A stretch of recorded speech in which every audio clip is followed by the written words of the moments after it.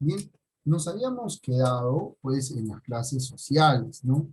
Y hasta hace un momento queríamos aclarar que el tiempo de la Revolución Mexicana, ¿no? Profesor, yo he investigado, por ahí de repente por uno me puede decir, profesor, y mientras que estuvimos en nuestro descanso, y la Revolución Mexicana, algunos datos dicen que sí, pues no, se inicia en el año 1910, la fecha es correcta, 20 de noviembre, pero termina en 1920, otros dicen 1917. Tenemos claro la información de ambos, ¿no? En 1917, pues, se consolida, pues, después de la incursión que hace Estados Unidos por querer atrapar a Pancho Villa, que también vamos a analizar acá, y todo lo que trae consigo. Pero tenemos esas dos informaciones que va a ser valiosa instante. Y por eso si viene en el examen y nos pregunta, si usted pone 1917, lo voy a aceptar. Si pone 1920, también lo voy a aceptar. ¿Está bien? Así que tranquilo, no se preocupe. Y veíamos cómo estaba presentándose toda esta situación de la Revolución Francesa y cuáles eran las causas de las mismas, lo que había pasado en México, para que el pueblo se levante y diga, vamos a hacer una revolución. Muchas eran las cosas que estaban pasando y que el pueblo no estaba conforme, especialmente el trabajador, porque no tenía una ley que le ampare, el agricultor, ¿no?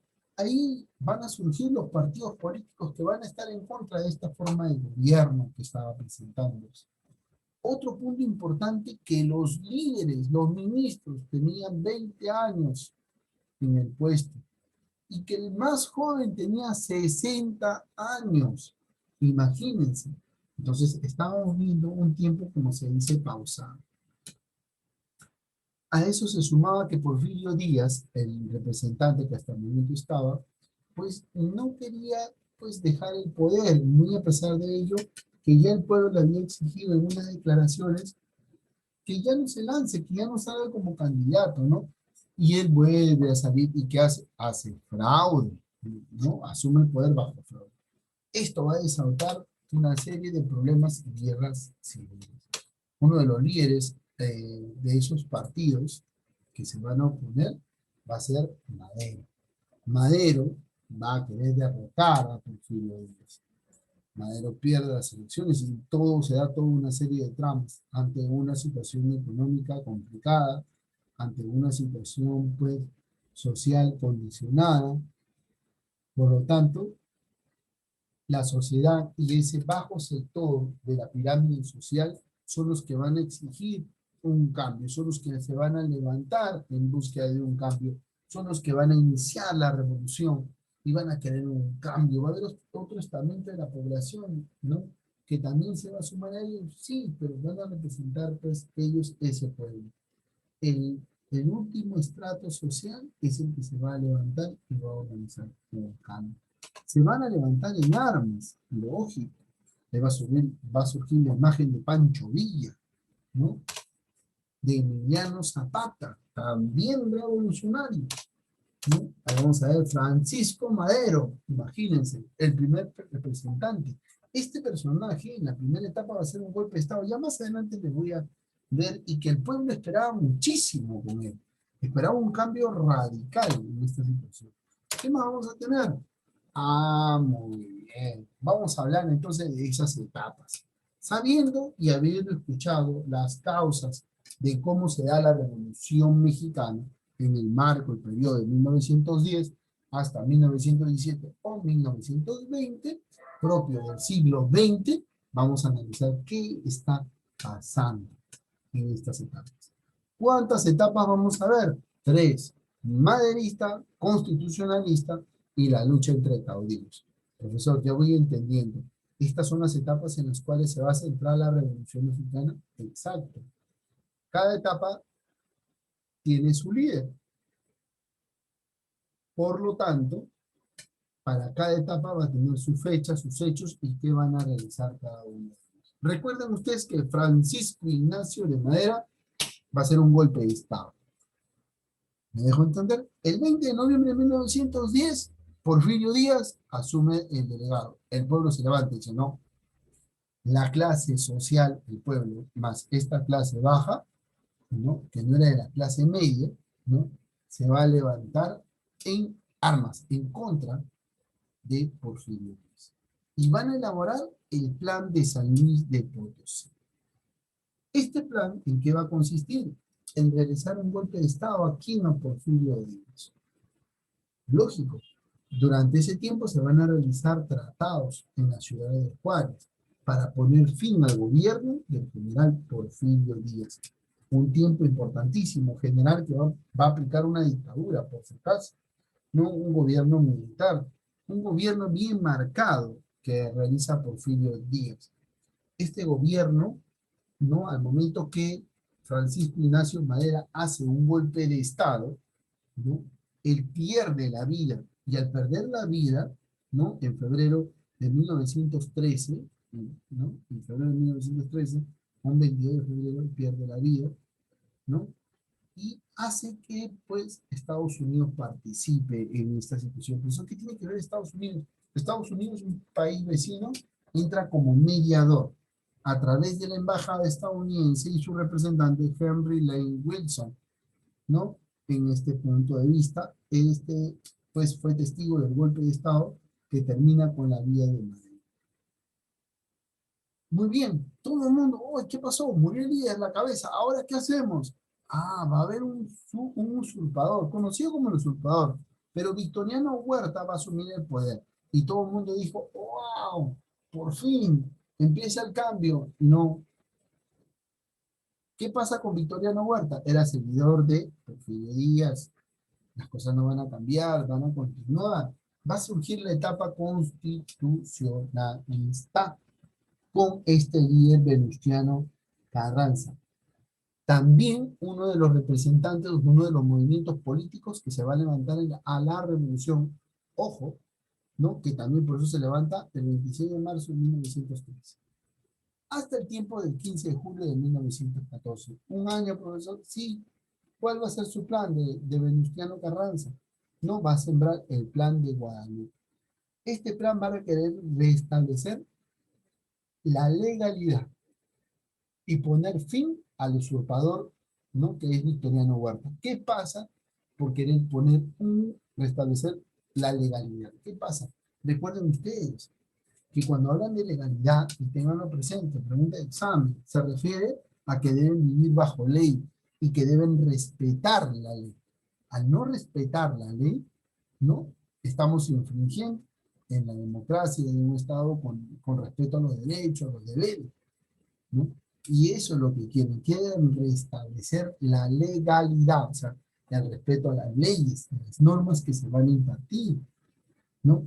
Y esto va a poner fin al gobierno usurpador de Victoriano Huerta. Pone fin, muy bien, las personas esperaban el cambio y llegó. No, a esa situación de enfrentarse con Victoriano Huerta entre Victoriano Carranza, el gobierno de los Estados Unidos va a volver a intervenir. Pero esta vez va a apoyar no a Venustiano Carranza, sino va a apoyar a Victoriano Huerta. Va a apoyar el ejército huertista, ¿no? En consecuencia, va a acelerar su caída porque prácticamente esto va a condicionar todo. Estados Unidos participa en esta etapa, ocupando con tropas americanas el puerto de Veracruz y cortando la vía del abastecimiento al ejército huertista.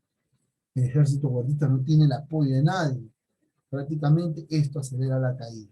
Por lo tanto, Estados Unidos apoyó en la primera etapa a Francisco Ignacio Madera, pero en el golpe de Estado apoyó a Venustiano Carranza, ¿no? En esta situación que están presentándose, ¿no? Y también va a apoyar en la siguiente etapa. ¿Por qué? Porque los Estados Unidos va a querer, pues, tener la vía pacífica hasta este momento del Estado mexicano. Pero va a venir Pancho Villa, con el cual no va a compartir el liderazgo de Venustiano Carranza. Pancho Villa inicia su revolución el 15 de julio de 1914. Y esto, pues, va a ser largo y prolongado, porque el pueblo, no los pobres, van a ser los que se van a levantar en armas, ¿no? Y él va a elaborar su plan, ¿no? La plan de adicciones, ¿no? Al plan de Guadalupe, llevados a cabo por Carranza Veracruz, ¿no? El mismo plan van a coger, pero van a anexar otros puntos de vista para la revolución. Y esto va a definir los grupos revolucionarios que se quedarían en el poder. Un punto importante porque, ¿no?, Pancho Villa quiere el cambio total, Venustiano Carranza todavía tenía algunas cosas que no estaban cambiando, entonces se está presentando este marco, en el marco de la lucha entre caudillos, entre Venustiano Carranza y Pancho. Estados Unidos participa, ¿no? Participa también en esta parte, por lo tanto, ¿no?, se está viendo que uno de los dos grupos son los que se van a quedar en el poder. Estados Unidos participa en este periodo de 1916 a 1917, alcanzando la cifra de 15.000 soldados que buscaron detener a Pancho Villa, con la finalidad de castigarlo por el ataque de Columbus en Nueva México. Se da un ataque a Estados Unidos participa, ¿no?, y empiezan a buscar a Pancho Villa. Se da toda una situación en el marco de México. Muy bien, veníamos estudiantes, alumnos, vamos a dejar de compartir acá. Entonces estamos viendo una trama en el marco de cómo se está presentando la Revolución Mexicana. Madero, volvemos a la primera etapa, la etapa maderista, considera que aquellos cambios son necesarios para el cambio de la sociedad. Y este plan de San Luis que elabora él, prácticamente es nombrarse como presidente provisional y nombrar también un consejo, ¿no?, en el cual él pueda depositar y tener la fe y el respaldo, ¿no? En el Tratado de Juárez, ¿no?, se establece pues la paz y la renuncia de Porfirio Díaz, ¿no?, la renuncia también de Ramón Corral, y se designa como presidente interno, ¿no?, a Francisco León Barra, que después van a ser otros que van a ir asumiendo el liderazgo, ¿no?, hasta llegar al usurpador. Usted pues tiene conocimiento. Importante hecho que vamos a ver en el marco de desarrollo, de esta Revolución Mexicana. Bien, vamos a hacer un giro para buscar. ¿Qué intentaba buscar la población? Intentó transformar todo el sistema político de Porfirio Díaz, y este se había quedado por años en este espacio, en este territorio. Esto va a traer consigo formar un México contemporáneo para la fecha, ¿no? Y el querer formar va a traer consigo la búsqueda de querer realizar diferentes revoluciones. Surge la imagen de Francisco Vera, Pancho Villa, Emiliano Zapata, Francisco Villa, entre otros representantes importantes de la Revolución Mexicana. Con el asesinato de Madero, ¿no?, nuevas luchas se van a propiciar, y es pues con Venustiano Carranza, y asume el título de constitucional porque él promulga la Constitución de 1917 en México, ¿cierto?, del sistema político, del sistema económico, del sistema social que se está presentando en México, ¿no? Lo van a conseguir, y en las tres etapas Estados Unidos va a intervenir. En la primera, apoyando el golpe de Estado; en la segunda, contrarrestando y queriendo acabar con el gobierno usurpador; y en la tercera, ¿no?, va a apoyar a la lucha de caudillos, va a apoyar a Venustiano Carranza, de la cual se va a desatar todo un enfrentamiento en este periodo, porque Pancho Villa va a querer también cambiar esto, ¿no? Y claro, lógico, el pueblo va a querer tener dominio. Vamos a ir comprendiendo un poquito más, vamos a compartir acá algo. Animación presenta datos históricos de la Revolución Mexicana. El general Porfirio Díaz llegó a la presidencia de México en 1800 a las inversiones extranjeras, abriendo a México a un mercado internacional. Además, hubo adelantos tecnológicos como la electricidad, el telégrafo, el teléfono, el fonógrafo y la creación de vías férreas. Los beneficios del gobierno de Díaz solo llegaban a grandes funcionarios, hacendados e industriales, y a su vez marginaba las necesidades de los pobres. La mayoría de los mexicanos eran muy pobres y tenían una vida de semiesclavos en las haciendas, ya que los hacendados les habían quitado sus tierras. Les pagaban con fichas o vales y no conocían el dinero. Algunos campesinos no conocían otro lugar, solo la hacienda donde nacieron. Las deudas del padre con el patrón se pasaba a los hijos. El 27 de febrero de 1908, Díaz concedió una entrevista al periodista norteamericano James Clement. Díaz dijo que México estaba preparado para una era de libertad política y llamó a formar partidos de oposición porque estaba listo para retirarse en 1910. Francisco I. Madero, estimulado por la entrevista a Díaz-Clement, escribió un libro llamado La sucesión presidencial de 1910, que proclamaba la no reelección en la política. Madero se postuló como candidato en su partido nacional con el lema de sufragio efectivo, no reelección. Díaz se enteró y por este motivo lo mandó a arrestar y fue llevado a la cárcel de San Luis Potosí. En la cárcel, Madero redactó un plan revolucionario conocido como el Plan de San Luis. Después de esto, pudo escapar de la cárcel y difundió la promesa de regresar la tierra a los campesinos. Dicho esto, la revolución comenzó el 20 de noviembre de 1910. Pascual Orozco y su lugarteniente Francisco Villa formaron las filas rebeldes norteñas. Francisco Villa era un cuatrero y bandido. Además, formó un ejército en la sierra llamada la División del Norte. A su vez, Emiliano Zapata, en el sur, luchaba bajo el lema de tierra y libertad. Díaz fue exiliado en el puerto de Veracruz hacia París. Y Madero, siendo presidente, no cumplió lo que había prometido. Después de esto, las tropas rebeldes se levantaron en armas contra él y a este hecho se le llamó la Decena Trágica. En poco tiempo, Madero fue asesinado con su vicepresidente José María Pino Suárez por órdenes de Victoriano Huerta, que usurpó la presidencia de México. A su vez, Venustiano Carranza realizó el Plan de Guadalupe, que desconocía la usurpación de Victoriano Huerta en la presidencia y se nombraba a él mismo como jefe del Ejército Constitucional. El Plan de Ayala fue propuesto por Zapata y demandaba la entrega de tierras a los indígenas y la repartición de tierras, montes y agua a los necesitados. Y a su vez, Villa elaboró la Ley Agraria, donde proclamaba la equidad en las tierras. En su lucha, zapatistas y villistas se unieron a Carranza contra Huerta, por lo cual él tuvo que dejar el país, y cuando Carranza fue presidente, los rebeldes pensaron que Carranza no se identificaba con ellos. Por lo tanto, hubo un nuevo enfrentamiento contra Carranza, y de esa forma se formaron dos bandos, uno por el lado de Carranza y Obregón y otro por los zapatistas y villistas. El caudillo Guajardo, con órdenes de Pablo González y general de Venustiano Carranza, traicionó, emboscó y asesinó a Emiliano Zapata en Chinameca, Morelos. Después de este hecho, en 1915, Carranza logra la victoria decisiva contra los villistas y los zapatistas. Carranza convoca un congreso en Querétaro con el propósito de redactar una nueva constitución para el país, la que se promulgó el 5 de febrero de 1917. Y esta es la que nos rige actualmente, donde destacan los artículos 3, 27 y 123.